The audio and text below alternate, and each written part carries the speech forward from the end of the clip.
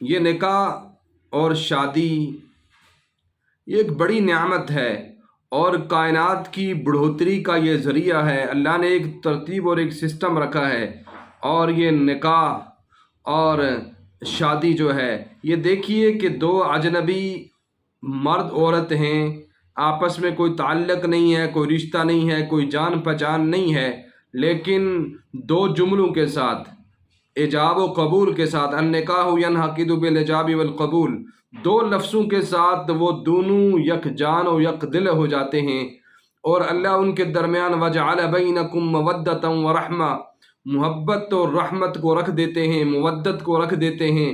اور یہ نکاح بڑی نعمت ہے اللہ کی، اور مرد اور عورت کے سکون کا ذریعہ ہے۔ اللہ نے حضرت آدم علیہ الصلوۃ والسلام کو پیدا فرمایا، اور ان کی تنہائی کو ختم کرنے کے لیے اللہ نے حضرت حوا کو پیدا فرمایا، وہاں سے یہ ترتیب چلتی آئی ہے، اور میاں اور بیوی کا تعلق اور نکاح اور شادی کی یہ معاملات اس دور سے چلتے آ رہے ہیں، اور یہ بڑی نعمت ہے۔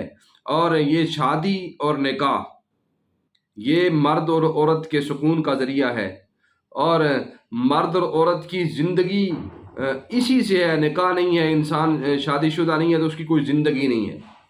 اور آج کل نکاح کے بعد، شادی ہونے کے بعد بہت سارے، بلکہ اکثر دیکھا جاتا ہے کہ لڑائی جھگڑے، فتنہ فساد، شادی کے بعد مرد کی شکایتیں، عورت کی شکایتیں، جس سے سارے معاشرے کے اندر لوگ پریشان ہیں کہ میری بیوی سے بنتی نہیں، بیوی کہتی ہے خامد میری بات نہیں مانتا، میرے گھر کے اندر سکون نہیں ہے۔ تو یہ چند چیزیں ہیں جو زندگی کے سکون کو برباد کرنے والی ہیں۔ وہ کیا ہیں؟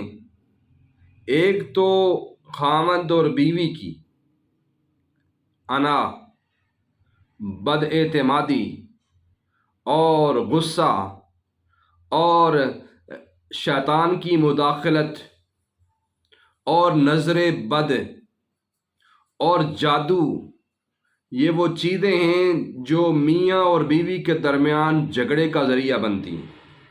اب مرد اور عورت کو چاہیے، شادی ہو گئی، نکاح ہو گیا، اس کے بعد دونوں معافی درگزر والا معاملہ کریں، اور اس کے ساتھ ذکر اذکار کا اہتمام کریں، دعاؤں کا اہتمام کریں، مسنون دعائیں پڑھیں، تاکہ شیطان ان کی زندگی میں مداخلت نہ کرے، اور خصوصاً معوذتین کا اہتمام کریں۔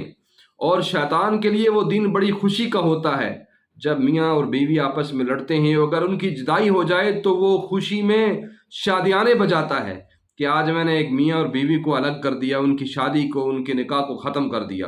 تو اس وجہ سے انسان کو چاہیے کہ وہ ایک تو درگزر والا معاملہ کرے۔ میاں اور بیوی بھی بد اخلاقی گھر کو برباد کرنے کا ذریعہ ہے، اور اعمال کا نہ ہونا، نماز نہ ہونا، دین کا نہ ہونا، گھر کے اندر سے سکون برباد ہو جاتا ہے۔ پھر انسان، میاں بھی پریشان، بیوی بھی پریشان۔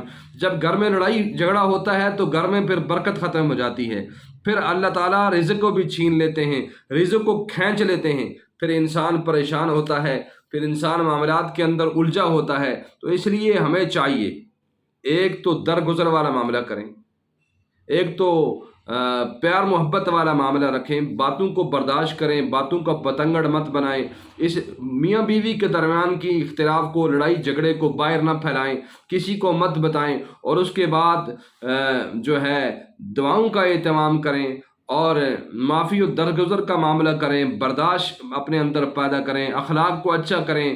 اخلاق اچھے نہیں ہوتے تو تب بھی معاملات بگڑتے ہیں۔ تو یہ بہت ساری چیزیں ہیں جو میاں اور بیوی کے درمیان لڑائی اور جھگڑے کا ذریعہ بنتی ہیں۔ اس لیے جب شادی کر لی ہے تو آپ نے نبھانا ہے اس کو۔ اب جیسا کیسا مرد ہے، اس مرد کے لیے جیسی کیسی عورت ہے، اس کے ساتھ گزارا کرنا ہے۔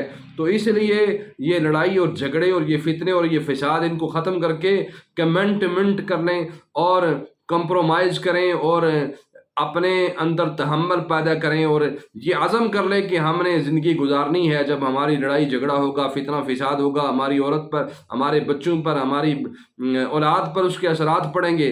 اب ہم ذمہ دار لوگ ہیں، اب ہماری شادی ہو چکی ہے، اب ہمارے کندھوں پر ذمہ داریاں ہیں، بڑی سوچ رکھیں سامنے کی، اور یہ چھوٹے موٹے اختلاف ختم کریں، اور اختلاف کی وجوہات جو میں نے آپ کو بتا دی ہیں ان پر عمل کریں، اور خصوصاً غصہ، عدم برداشت، نفرت، لڑائی جھگڑا اور گالم گلوچ، بد اخلاقی، یہ چیزیں بربادی کا ذریعہ ہیں۔